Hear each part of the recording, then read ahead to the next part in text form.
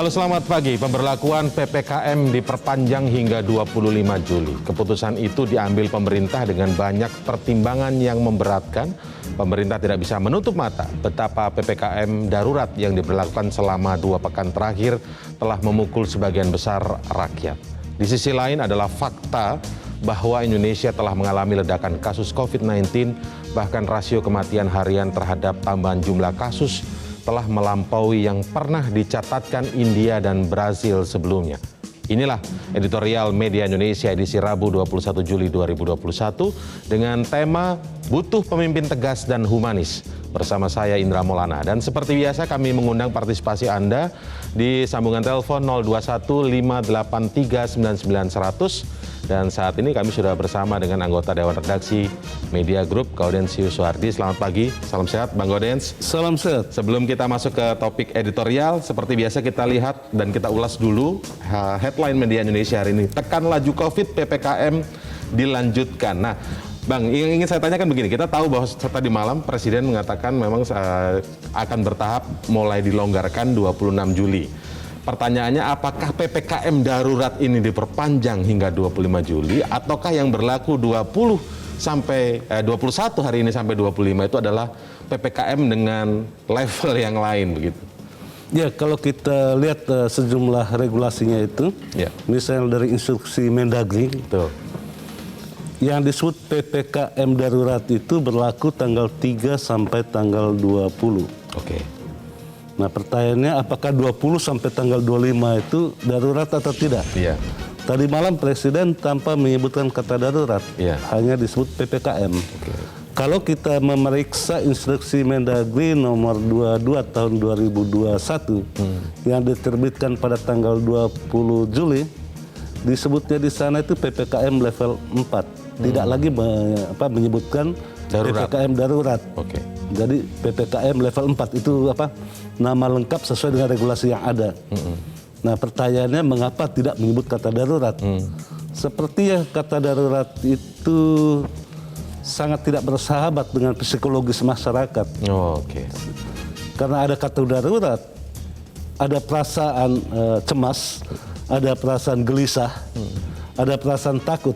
Karena itu di dalam masa pandemi agar imun itu tidak terkuras oleh istilah, ya dikembalikan kepada pengertian yang memang ada di dalam peraturan Kementerian Kesehatan. Di peraturan Kementerian Kesehatan itu kan level itu ada dari level 1 sampai level 4.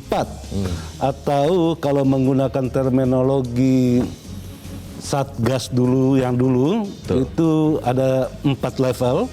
Mulai dari level paling rendah itu kan disebut zona hijau. Di atas zona hijau itu ada zona kuning. Di atas zona kuning itu ada zona oranye. Dan paling tinggi yang paling berbahaya itu pada zona merah. Zona merah itu setara dengan level 4. Atau kalau dalam terminologi tanggal 3 sampai tanggal 20 itu PPKM darurat. Iya. Sebenarnya soal istilah-istilah ini apakah memang sebenarnya pemerintah sedang kebingungan ataukah sebenarnya ini memang dilakukan pemerintah dengan sadar, karena kalau menurut beberapa epidemiolog sebenarnya soal isu kesehatan masyarakat ini yang paling penting dilakukan adalah bagaimana komunikasi ke publiknya dan agar tidak terlalu kemudian abai tapi juga tidak kemudian terlalu tadi yang disinggung Bang Gaudens menjadi stres dan sepertinya tidak bisa berbuat apa-apa selama masa PPKM ini. Saya kira ini hal yang umum terjadi di atas muka bumi ini, karena COVID ini baru pertama kali dirasakan di era sekarang, sehingga pada mulanya seluruh pemerintahan di muka bumi ini tergagap-gagap pada mulanya. Hanya mereka yang berhasil belajar dari perubahan perilaku itulah yang sekarang itu tidak lagi memakai masker. Ya, di negara-negara yang benar-benar taat pada protokol kesehatan tidak pakai masker lagi. Kita karena kita tidak taat ya tetap aja pakai masker. Oke, baik. Karena tidak taat itu justru gara-gara tidak taat itu, apalagi tidak percaya ya sampai sekarang masih tidak percaya saja adanya COVID. Baik, lalu kedua, kita ini selaras juga terkait dengan headline yang kita bahas. Anggaran bantuan sosial ditambah 55,21 triliun. Ini juga sebagai bagian dari upaya pemerintah ya memenuhi kebutuhan masyarakat dalam konteks ketika kebijakan PPKM berlanjut sampai 25 Juli dan baru akan dievaluasi lagi tanggal 26 nanti apakah bisa dilonggarkan atau tidak, begitu kan Bang Gaudens. Artinya di sini memang pemerintah benar-benar juga memikirkan berbagai hal ya, efek dari kebijakan yang dikeluarkan. Ya, bantuan sosial ini mestinya mulai dikucurkan sejak awal tanggal 3 ya, Betul. 3 Juli. Nah, sekarang pemerintah menambahkan lagi menjadi 21 triliun, 21 ya. Ini warta yang bagus ya, kabar yang bagus bagi masyarakat karena PPKM darurat selama 2 pekan terakhir itu memang benar-benar membawa dampak yang kurang bagus bagi masyarakat. Karena itu perlu disediakan minimal perutnya dikenyangkan. Ya, betul. Nah, karena kalau kita lihat juga berbagai kritik yang muncul ya dari berbagai elemen masyarakat, bahkan sempat ada yang mengirim surat terbuka ya kepada Presiden Joko Widodo dari kalangan selebritis yang menyebutkan kalau memang PPKM darurat mereka keberatan kalau itu diperpanjang, kan ada yang menyampaikan itu. Apakah mungkin ini kajian juga boleh lakukan kebijakan seperti itu, tapi perhatikan juga tanda kutip perut masyarakat yang lapar begitu, Bang Gaudens? Ya, sejauh yang kita lihat, kalau mau jujur ya, pemerintah tuh sejak awal sebelum mengumumkan PPKM darurat tanggal 3 sampai tanggal 20 itu, pemerintah udah membuat bantal sosialnya. Nah, bantal sosial ini memang tidak terlalu seksi di dalam pemberitaan-pemberitaan dan juga tidak seksi di media sosial. Yang paling seksi itu kan mengkritik pemerintah. Yang paling seksi kalau bantuannya nggak nyampe begitu ya. Kalau bantuannya tidak sampai itu seksi. Tetapi bahwa pemerintah menyiapkan bantuan tidak pernah menjadi perhatian banyak orang. Oke, baik. Nah, sekarang yang ketiga juga ini masih selaras dengan apa yang kita bahas nanti di topik editorial. Headline di halaman 2, seluruh jajaran Polri diinstruksikan bertindak humanis. Ini juga nyambung dengan apa yang disampaikan Presiden sebenarnya ya. Boleh tetap tegas, masyarakat tetap taat aturan, tapi humanis dengan tidak cara arogan begitu ya, Bang Gaudens. Ya, harus jujur kita katakan ada hal-hal yang tidak selaras selama diberlakukannya PPKM darurat. Di sejumlah tempat misalnya bagaimana ini juga viral di media sosial misalnya bagaimana aparat menertibkan pedagang kaki lima yang juga menimbulkan persoalan bagi masyarakat setempat gitu. Jadi rasa kemanusiaan itu mestinya di atas segala-galanya, memperlakukan pedagang kaki lima sekalipun harus diperlakukan sebagai manusia apa adanya gitu. Baik, nyambung ke editorial yang akan kita bahas dan ulas lebih lengkap sebelum kita saksikan tayangan selengkapnya ya, Bang Gaudens. Butuh pemimpin tegas dan humanis. Ini juga akan nyambung dengan kepala-kepala daerah ya, sebagai pemimpin di daerahnya masing-masing dengan aparat yang ada di bawahnya, entah itu Satpol PP dan lain sebagainya ya. Seringkali kalau kita lihat di waktu PPKM darurat kan banyak sekali terjadi gesekan ya di antara masyarakat. Bagaimana kemudian hal seperti ini tidak terjadi lagi? Apa yang paling penting dievaluasi sebenarnya, Bang Gaudens, dari kemarin tanggal 3 sampai 20 Juli itu? Ya, kita harus jujur mengatakan bahwa perilaku masyarakat tidak berubah.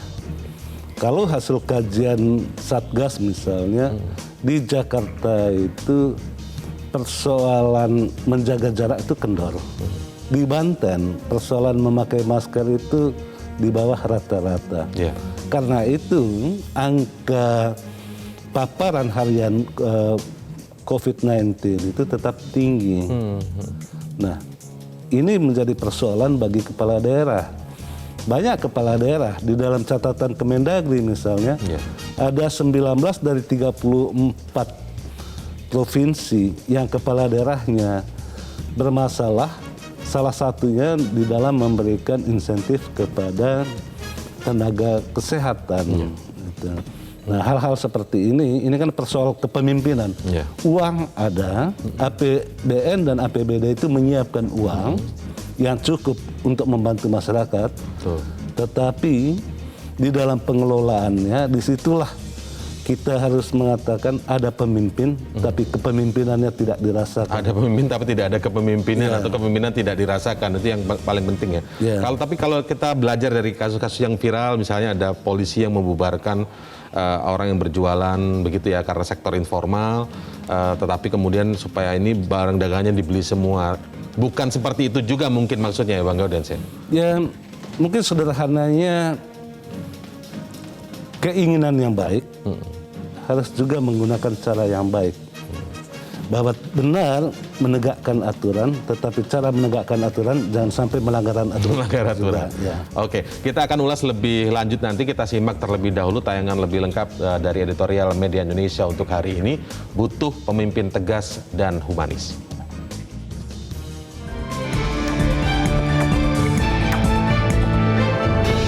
Butuh pemimpin tegas dan humanis.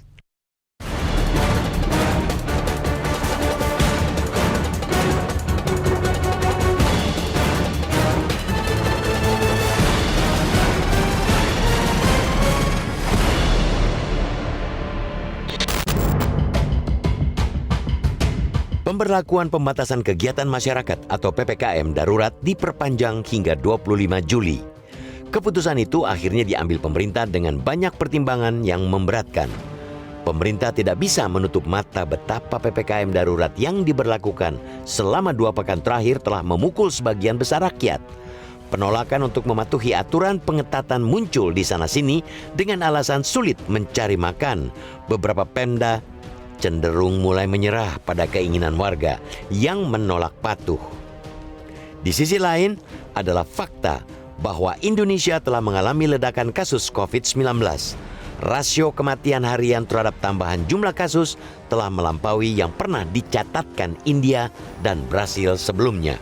Di tengah PPKM darurat, Indonesia mendapat label epicentrum baru COVID-19 dunia. Fasilitas kesehatan di tanah air dalam keadaan kritis dan nyaris lumpuh oleh lonjakan pasien COVID-19 bergejala sedang dan berat. Namun, kebijakan pengetatan yang sudah keempat kalinya digulirkan pemerintah sejak awal pandemi bukan sia-sia. Berdasarkan catatan Satgas Penanganan COVID-19, BOR atau rasio keterisian tempat tidur perawatan COVID-19 di rumah sakit di rata-rata Jawa, Bali mulai menurun sebagai dampak PPKM darurat. Akan tetapi, tren penurunan belum terjaga. Jika tidak hati-hati, pelonggaran akan dibaca secara berlebihan oleh masyarakat hingga menurunkan disiplin mematuhi protokol kesehatan. Kondisi ini amat rawan kembali memicu kenaikan kasus, apalagi kenaikan BOR masih tercatat di beberapa daerah antara lain Yogyakarta, Bali, dan Jawa Timur. Tentu saja pengetatan tidak membuahkan keberhasilan menekan kasus COVID-19 bila semua pihak tidak bisa kompak mematuhi. Di tengah pelaksanaan PPKM darurat 2 pekan kemarin, ketidakpatuhan masih cukup tinggi. Sekitar 1/4 desa kelurahan di wilayah PPKM darurat abai aturan memakai masker dengan benar dan menjaga jarak. Maka tidak mengherankan bila penurunan kasus relatif lambat. Di situ, kualitas kepemimpinan kepala daerah benar-benar menentukan. Ketegasan menegakkan aturan PPKM darurat sangat diperlukan. Di sisi lain, penegakan hukum jangan sampai menindas ataupun sewenang-wenang. Dibutuhkan pemimpin yang tegas tetapi humanis. Itu tidak mudah dipraktikkan karena membutuhkan nilai plus dalam keteguhan, kebijaksanaan, dan kecerdikan. Pemimpin mulai kepala daerah sampai ketua RT bukan sekadar melarang, melainkan berupaya memberikan alternatif solusi bagi yang terdampak. Sebagai contoh, ketika pedagang makanan ngotot tetap membuka lapaknya, bukan berarti ia layak mendapat perlakuan kasar dan disita dagangannya. Bukan pula membiarkan pedagang itu melanggar aturan. Akan lebih baik bila para pedagang dikelola sedemikian rupa agar bisa melayani pembeli secara daring. Pun UMKM warung masakan bisa diberdayakan untuk memasok makanan pasien yang tengah melakukan isoman di permukiman sekitar mereka. Tidak perlu membuat dapur umum. Bansos sembako dapat pula dipasok pedagang-pedagang sembako di sekitar tempat tinggal sasaran. Tentunya dengan standar harga yang ditentukan Pemda setempat dengan mekanisme pelaksanaan yang dikonsultasikan dengan kejaksaan dan kepolisian agar tidak melenceng. Koordinasi dan komunikasi antara pusat dan daerah juga mesti diperkuat agar implementasi kebijakan selaras. Dengan kekompakan dan kepemimpinan yang kuat, PPKM darurat akan memberikan hasil sesuai harapan sehingga relaksasi bisa dilakukan mulai 26 Juli sesuai rencana. Saat itu pun, kepatuhan terhadap protokol kesehatan tetap merupakan harga yang tidak bisa ditawar-tawar hingga wabah usai.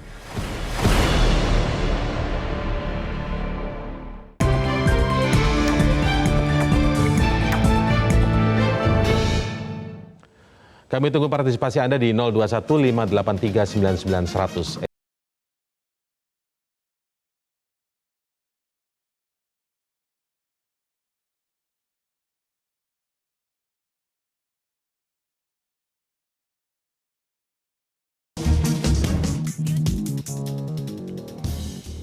Ya, butuh pemimpin tegas dan humanis, itulah topik editorial kita hari ini dan tadi sudah kita tayangkan tayangan selengkapnya.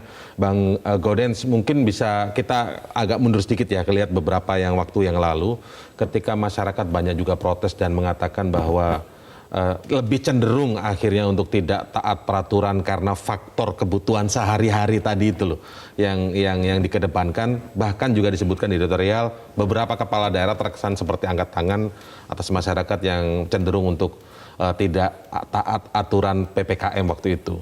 Nah, bagaimana ke depan dalam perpanjangan ini tidak menjadi kelanjutan sehingga jadi memperbesar masalah sehingga trust terhadap para pemimpin di daerahnya masing-masing itu juga menjadi turun, Bang Gaudens. Ya, memang ada problem pada kemampuan menarasikan ya. Bagaimana sesuatu kebijakan itu dinarasikan dengan baik sehingga bisa diterima oleh masyarakat. Katakanlah kalau kita menganggap COVID-19 ini sebagai sebuah perang, mestinya kan kalau kita disiplin pada protokol kesehatan, kita bisa menang. Menang itu diganjarnya apa?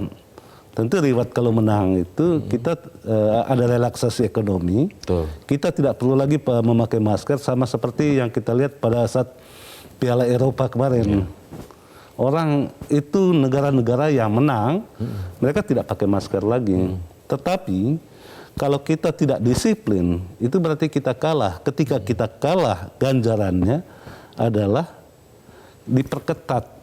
Nah, PPKM itu salah satu ganjaran akibat orang tidak disiplin. Karena itu di hulunya itu melawan COVID-19 itu, di hulunya adalah protokol kesehatan. Sangat-sangat sederhana, tetapi kemampuan kepala daerah untuk menarasikan yang sederhana ini untuk bisa diterima oleh masyarakat, itu yang kurang ya. Jadi mestinya semua orang butuh makan. Tetapi kalau Anda sakit dan kehilangan nyawa, Anda tidak akan makan lagi.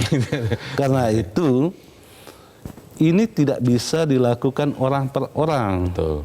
Karena harus kompak, ini pandemi, harus dilakukan secara bersama-sama. Karena itu, supaya bisa menang bersama-sama, bersama-samalah kita mematuhi protokol kesehatan. Gitu. Nah, menarasikan ini ke masyarakat agar benar-benar memahami secara mengakar menjadi pemahamannya, tidak sekedar menganggap ini sebagai sebuah aturan. Karena memang juga kalau dilihat sebenarnya Bang, dari kita contoh lihat kasus di Surabaya waktu itu penolakan bahkan polisi dikejar oleh massa begitu ya dalam sebuah daerah gitu. Artinya melihat bahwa aturan ini adalah seperti aturan saja, peraturan yang membatasi mereka, seolah-olah ini bisa dilanggar gitu loh. Bukan melihatnya bahwa ini adalah anjuran kepada masing-masing kita untuk menjaga diri dan kesehatan, keselamatan diri maupun keluarga begitu. Indra, ini persoalan konsistensi sesungguhnya. Mengapa disebut persoalan konsistensi? Kalau kita ingat, misalnya di tanggal 6 Maret 2020, pemerintah dalam hal ini KSP ya, Kantor Staf Presiden menggelar konferensi pers. Antara lain pada saat itu diumumkan ada 5 protokol, salah satunya itu adalah protokol komunikasi. Nah, di dalam protokol komunikasi publik itu disebutkan tidak semua orang boleh berbicara terkait dengan COVID-19 ini kepada publik, tetapi harus ditunjuk juru bicaranya. Betul. Nah, kemudian terkait dengan komunikasi publik itu, di sana juga dikatakan tujuan komunikasi publik itu agar apa? Masyarakat bisa tenang, gitu. Sekarang ini kan tidak tenang ya, karena apa? Karena kesalahan di dalam berkomunikasi. Karena itu kita menghimbau agar para kepala daerah itu benar-benar mematuhi protokol komunikasi publik. Presiden juga sempat menyentuh terkait dengan protokol komunikasi terkait kemampuan komunikasi publik ini dalam pertemuan dengan sejumlah kepala daerah di minggu lalu kalau tidak salah ya. Presiden juga berbicara tentang kepada para menterinya terkait dengan komunikasi. Nah, di dalam komunikasi publik itu yang paling penting itu kan sensitivitas. Jadi merasa berempati.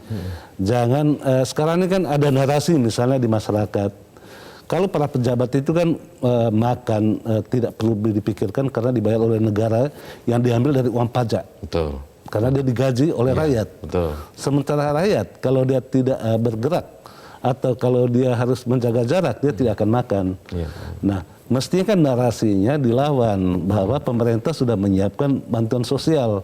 Nah, kewajiban kepala daerah kalau kita melihat dalam instruksi Menteri Dalam Negeri, kepala daerah itu berkewajiban untuk selain memastikan dan menyalurkan kepada tepat sasaran terkait dengan bantuan sosial dari pemerintah pusat, pemerintah daerah juga jangan berpangku tangan. Nah, sekarang ini banyak sekali kepala daerah. Sekarang kan sudah di dalam tahun anggaran berjalan itu udah mau masuk bulan ke-7. Tetapi masih banyak daerah yang belum melakukan refocusing terhadap APBD. Nah, ini persoalan kemampuan sih sesungguhnya. Jadi memang banyak sekali kepala daerah kita itu mungkin tidak punya kemampuan yang mumpuni ya, untuk mengatasi pandemi ini. Karena itu jangan heran kalau kita lihat secara fakta di lapangan malah TNI dan Polri yang paling aktif di dalam menangani COVID-19, termasuk di dalam vaksinasi. Padahal di dalam Undang-Undang 23 2014 itu tentang pemerintah daerah, kesehatan itu adalah tugasnya pemerintah daerah. Tetapi pemerintah daerah itu seakan-akan tidak mau tahu gitu kan, diserahkan kepada pusat dan hanya berharap kepada TNI dan Polri. Itu bukan tugas utama TNI Polri, tapi itu tugas utamanya pemerintah daerah. Dan TNI Polri hanya membantu di situ. Nanti kita ulas lebih lanjut lagi, Bang Gaudens, setelah jeda headline news pukul 8 waktu Indonesia Barat, editorial.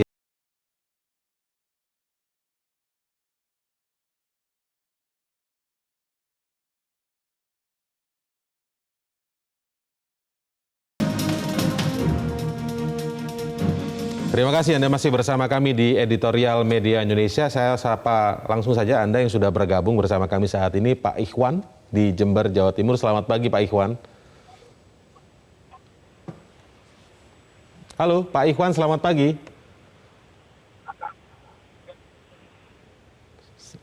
Baik. Pak Ikhwan, Anda bisa mendengar saya Pak Ikhwan? Selamat pagi Pak Ikhwan. Oke.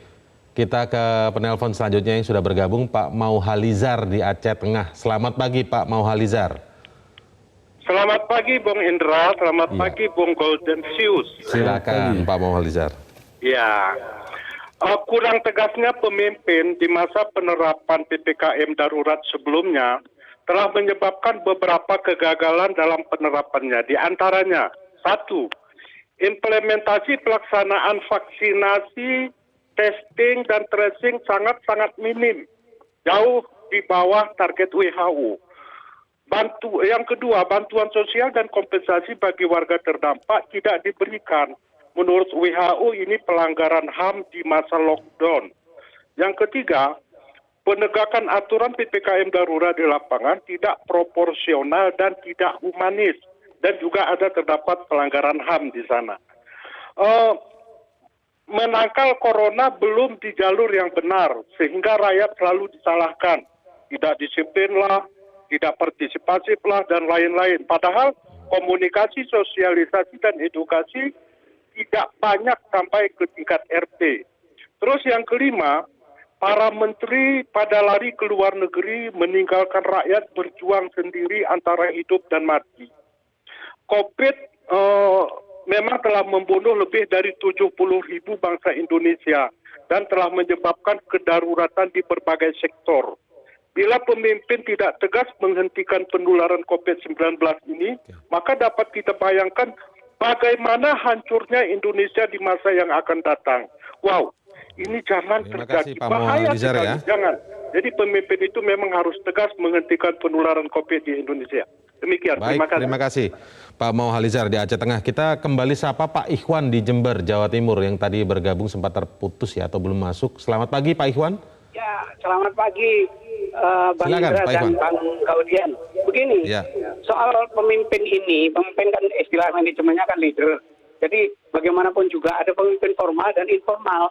Jadi kalau memang pemimpin itu harus tegas dan humanis, itu jelas. Kalau itu struktur jelas mulai RT sampai presiden begitu. Kalau itu informal ya jelas yang kaitannya dengan ulama, kemudian tokoh masyarakat dan orang berpengaruh, termasuk di situ partai. Nah, dari apa yang terjadi sebenarnya, yang disebut leadership itu jelas. Quality, morality, style, dan professionality. Kalau itu terpenuhi, maka ketegasan dan humanis itu terkait dengan benar, baik, indah, sehat, normal.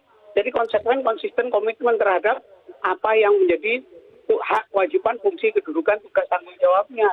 Nah, inilah yang kita lihat sekarang. Sedangkan kita sekarang ini peringkat setelah India dan Brazil itu kita masih dalam keadaan gawat ini sampai sekarang diperpanjang sampai tanggal 25 kan.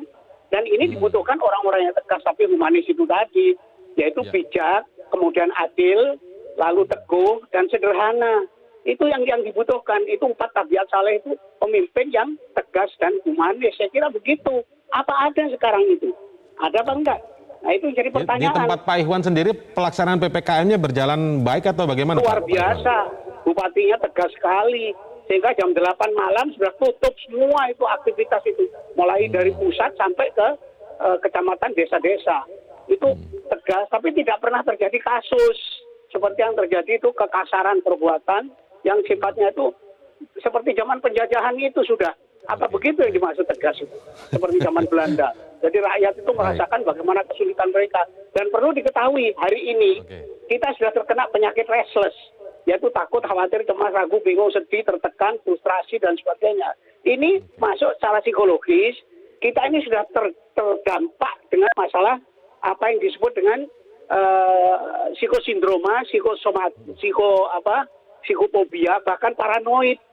Ini sudah banyak terjadi ini, sampai ke daerah-daerah. Dan mayat bergelimpangan, dan masyarakat dalam keadaan susah seperti itu. Maka pemimpin yang tegas dan humanis, itu jelas hubungan antara intelektualitas, kemudian psikis dan spiritualitas itu harus berjalan ora et labora. Saya kira begitu.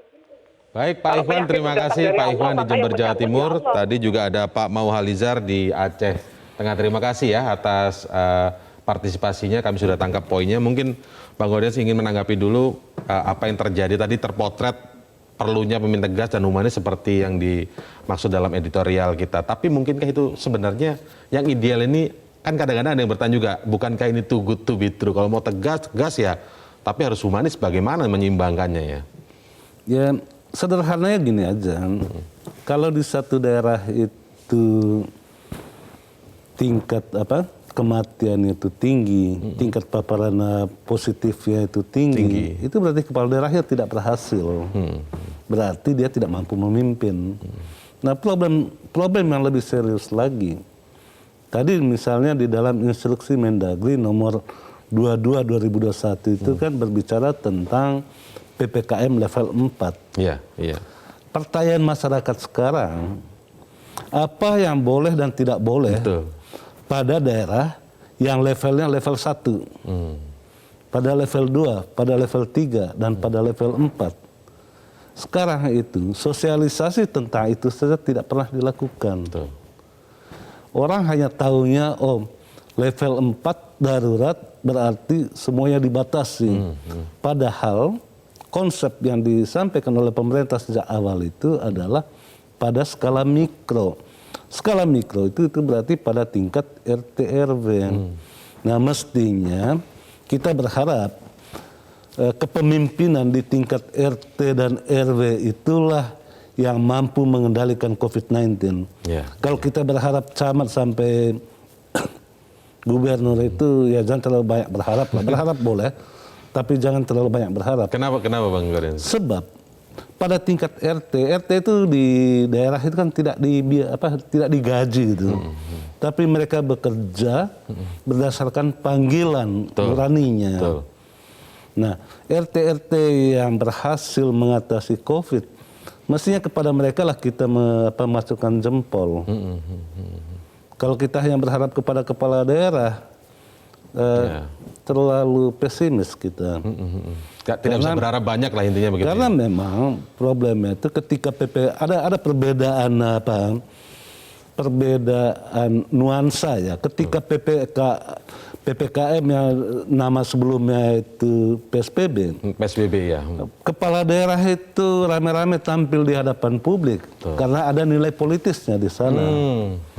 Ketika mulai menjurus kepada hal yang mikro, PPKM mikro itu kan berbicara tentang kerja, kinerja. Kepala daerah sudah mundur karena tidak ada nilai politik di sana. Nah karena itu kita Tapi trennya terlihat memang seperti itu ya Bang Gordon ya? Ya apalagi sekarang ini kan 2021 ya. Betul.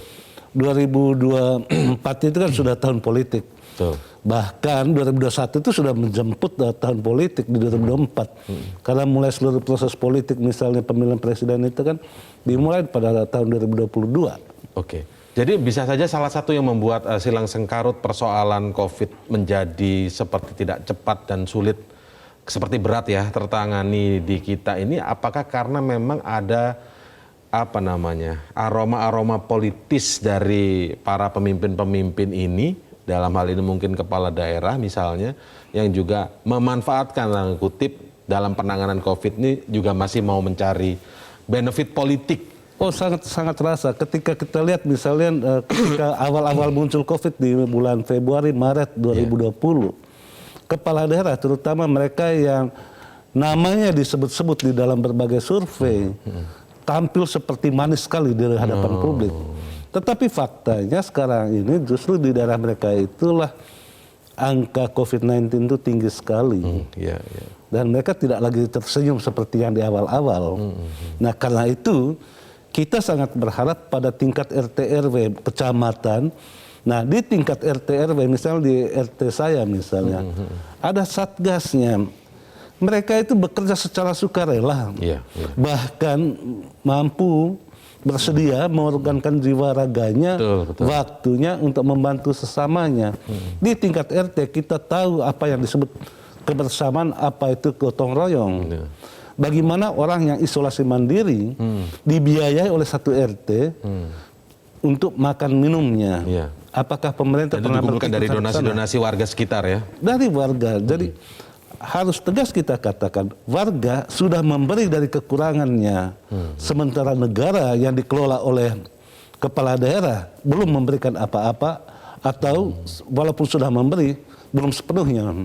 Nah, dalam konteks itu kita harus memberi apresiasi kepada ketua RT RW yang tidak digaji. Di Jakarta digaji mungkin ya pada tingkat RW. Di daerah lain tidak digaji. Tetapi mereka benar-benar dipilih langsung oleh masyarakat pada tingkat komunitas, tingkat paling bawah. Dan mereka bekerja dengan sungguh-sungguh. Ya, ini yang justru harus menjadi contoh sebenarnya ya bagi itu mesti diberi apresiasi. Malah bila perlu nanti kalau COVID ini sudah selesai, kita memberi penghargaan rame-rame kepada RT RW yang mampu mengelola swaklola ya. Gitu. Baik, kita lanjutkan setelah jeda berikutnya. Tetaplah bersama kami di Editorial Media Indonesia.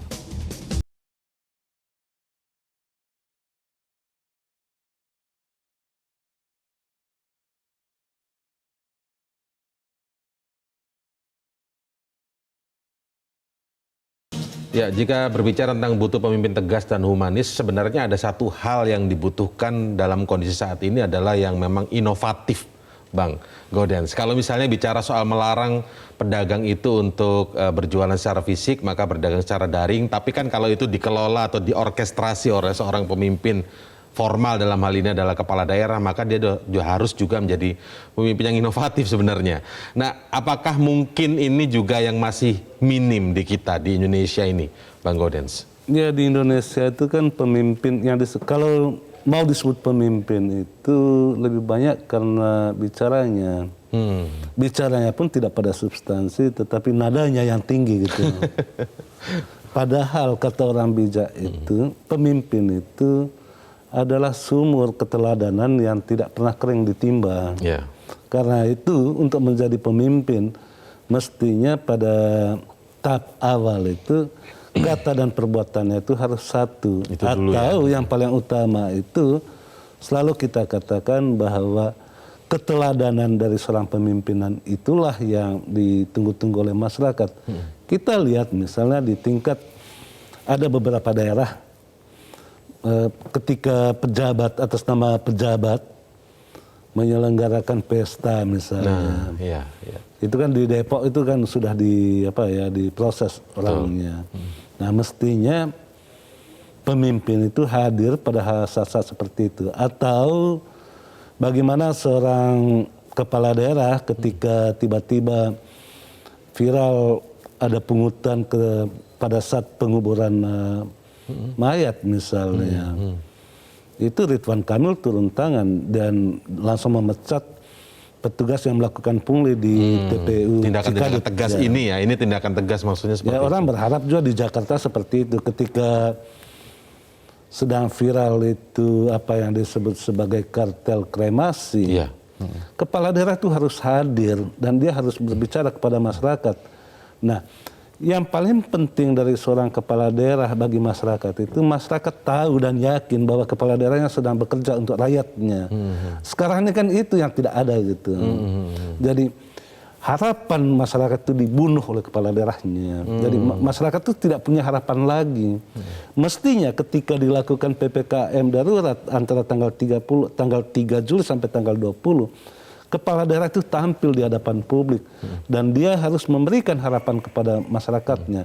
Nah, mimpi-mimpi itulah yang tidak pernah ada dalam kepala daerah sekarang. Tidak ternarasikan juga dengan baik begitu ya? Tidak ternarasikan dengan baik. Tadi saya katakan, kalau dikatakan daerah itu level 4, apa yang boleh dan apa yang tidak boleh dilakukan? Ini kan tidak pernah dijelaskan. Apakah ketika satu provinsi dikatakan level 4, apakah daerah-daerah tertentu yang jauh dari pusat kota misalnya, yang tidak pernah ada muncul kasus positif COVID-19, apakah daerah itu juga disebut level 4? Apa makna dengan yang disebut PPKM mikro? Nah, hal-hal seperti ini, kemampuan kepala daerah untuk menarasikan inilah yang tidak terlalu terdengar dengan baik ya. Nah, kita kehilangan momentum. Tadi saya katakan di awal, ini persoalan perilaku, perilaku kolektif. Ketika kita menang melawan COVID-19 atau dengan kata lain ketika semua orang patuh pada protokol kesehatan, tentu upahnya ada. Apa upahnya? Ya tidak perlu lagi kita pakai masker, tidak perlu lagi kita diperketat. Bisa beraktivitas kerja dengan bebas ya. Tetapi ketika kita gagal di dalam kolektivitas itu kita gagal, ya kita harus terima bahwa itu ada yang diperketat. Ya terimalah. Itu sebagai konsekuensi dari ketidakpatuhan kolektif. Karena itu untuk membangunkan semangat kolektivitas itu, di sanalah peran kepala daerah gitu. Baik, Bang Gaudens, ini penting sekali juga ketika terbiasa ya di kita setelah ada peraturan yang ketat dan mengatur cukup ketat lah ininya seperti itu, lalu kemudian di akhir dan kembali normal, itu ada semacam euforia, tanda kutip ya, euforia yang agak berlebihan, baik dari pemimpin masyarakatnya maupun dari masyarakat sendiri, sehingga ujung-ujung kita berputar kembali lagi. Seperti ini hanya seperti sebuah lingkaran begitu, sebuah lingkaran kegiatan yang terus berulang. ketika dalam kondisi tinggi maka kemudian tutup dengan ketat, semua diatur, dibatasi dan ketat dan lain sebagainya, tidak ternarasikan dengan baik juga, tidak tersosialisasikan. Tapi begitu berakhir, lalu kembali ada euforia seperti tidak pernah terjadi apa-apa, Bang Gaudens. Padahal dalam kondisi pandemi yang saat ini melanda di dunia bahkan juga, ini yang tidak bisa, perilaku seperti ini sebenarnya tidak bisa dilakukan sebenarnya. Ini soal tradisi dan kebiasaan saja sih. Bagaimana kita lihat misalnya di siaran langsung sepak bola di Piala Eropa. Betul, ya. Orang-orang tuh begitu euforia, begitu dekatnya satu sama lain, sepertinya tidak ada itu. Tidak pernah ada ya. Jangan lihat pada saat pertandingan sepak bola itu, tetapi lihatlah bagaimana proses menuju ke sana, bagaimana daerah mereka itu di lockdown dan warganya mematuhi betul apa yang dikatakan oleh pemerintahnya. Karena apa? Pemerintah yang mampu memberikan pemahaman, masyarakatnya mengerti. Karena diberikan pemahaman oleh kepala daerahnya. Nah, itu yang berbeda di tempat kita ini. Dan itu yang harus malah kepala daerahnya sekarang ini misalnya sebelum diumumkan tentang perpanjangan PPKM oleh Presiden tadi malam, ada kepala daerah yang secara terbuka minta pemerintah pusat tidak melanjutkan PPKM darurat. Jadi inilah persoalan, harus jujur kita katakan, ini persoalan otonomi daerah. Jadi seakan-akan kepala daerah karena sama-sama dipilih oleh rakyat, bupati, wali kota dipilih oleh rakyat, gubernur dipilih oleh rakyat, presiden dipilih oleh rakyat, seakan-akan tidak ada lagi etika. Karena merasa dipilih oleh rakyat, ya sudah busung dada gitu kan, tidak mau diperintah oleh pusat. Nah, penyakit ini yang mestinya segera diselesaikan. Siapa yang menyelesaikan semua ini? Ya Presiden lah harus menyelesaikan ini. Oke, artinya ada kekompakan juga dan hilangkan itu istilah benefit politik dalam menangani pandemi, tetapi juga kemampuan mengorkestrasi di daerahnya masing-masing. Karena sekali lagi kepala daerah ini sesuai dengan undang-undang yang berlaku bahwa dialah yang paling depan ya, panglima paling depan dalam menangani wabah di daerahnya masing-masing. Iya, dalam menangani kesehatan kepala daerah, kita berharap itu rantai komunikasi antara pusat sampai daerah itu satu lah. Jangan terputus rantai komunikasinya. Baik, terima kasih Bang Gaudensio Soehardi atas waktunya di editorial Media Indonesia pagi ini. Semoga ini menjadi pembelajaran kita semua sampai tanggal 25 benar-benar nanti bisa dilonggarkan di tanggal 26. Kuncinya hanya satu, kita tetap taat dengan protokol kesehatan ini. Terima kasih Bang Gaudens, selamat pagi. Ketegasan menegakkan aturan PPKM sangat diperlukan. Di sisi lain penegakan hukum jangan sampai menindas ataupun sewenang-wenang. Dibutuhkan pemimpin yang tegas tetapi humanis. Itu tidak mudah dipraktekkan karena membutuhkan nilai plus dalam keteguhan, kebijaksanaan, dan kecerdikan. Koordinasi dan komunikasi antara pusat dan daerah juga mesti diperkuat agar implementasi kebijakan selaras. Dengan kekompakan dan kepemimpinan yang kuat, PPKM akan memberikan hasil sesuai harapan sehingga relaksasi bisa dilakukan mulai 26 Juli sesuai rencana. Demikian editorial Media Indonesia untuk pagi ini. Saya Indra Maulana mengucapkan terima kasih atas kebersamaan Anda. Sampai jumpa.